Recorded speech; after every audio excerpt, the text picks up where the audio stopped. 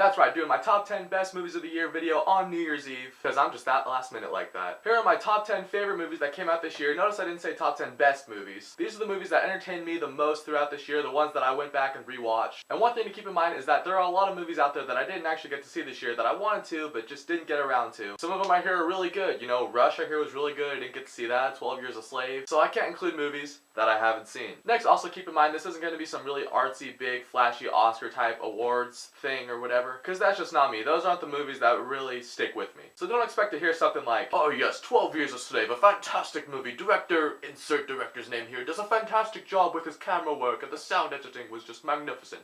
A magnum opus, a true delight, a triumph in cinema. No, I'm not going to do that. But without further ado, here are my top 10 favorite movies of 2013. At number 10, I have About Time, proving that not all romantic comedies are strictly for girls. Kind of. Shut up. Apart from the whole time traveling aspect, About Time was really realistic in the way it depicts relationships and marriages and all of that. Both of the two leads were really likable. At no point did they seem fake. It was cool seeing them in just not one part in their relationship, but in multiple different parts throughout. And I thought it was a really funny and well done romantic comedy, and for that, number 10. Okay, so for my number 9 pick, hear me out on this one. When I go to the movies on a hot day in the summer, I want to be entertained by action, fast cars, adrenaline, you know, all of that. I'm not there for some heartfelt, stirring Oscar piece or anything like that. I just want to have fun. And no movie did that for me better this summer than Fast and Furious 6. I'm actually really surprised I had this movie on this list because I didn't even care about the Fast and Furious movies before Fast 5, and even then I saw that one and I was like, you know, it's fun for one time. But then this movie happened and it was one of the coolest things I saw all summer. Oh yeah.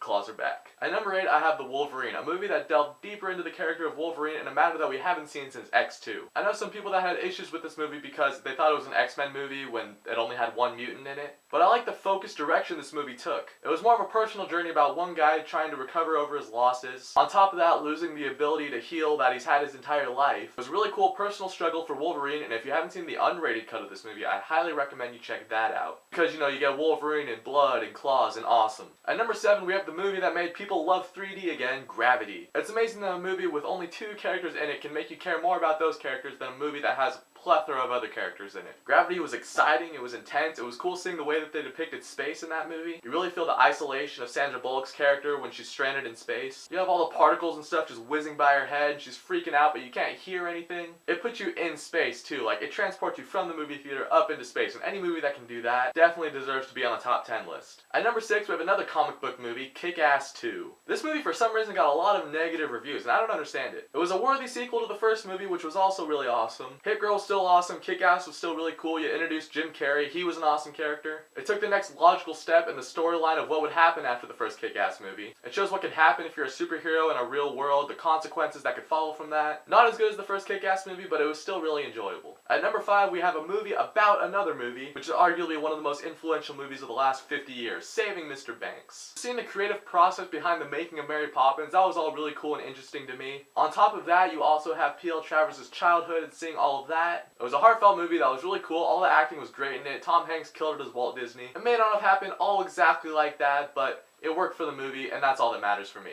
At number 4, we have a smaller movie that I didn't actually review when it was in theaters. I reviewed the Blu-ray a couple months back, but The Way Back was a really cool movie. It kind of reminded me of like Super 8 and Sandlot and those kind of movies with that focus on kids. It was a nice coming-of-age story of this little guy coming out of his shell. 80s references throughout, a great performance by Sam Rockwell and Steve Carell. What's not to like about this movie, honestly? At number 3, I have Star Trek Into Darkness. Now 4 years ago when J.J. Abrams' Star Trek movie was first coming out, I would not have given a crap about Star Trek. I'm a Star Wars fan. I have a Star Wars poster right behind me. You can see it right there, you know.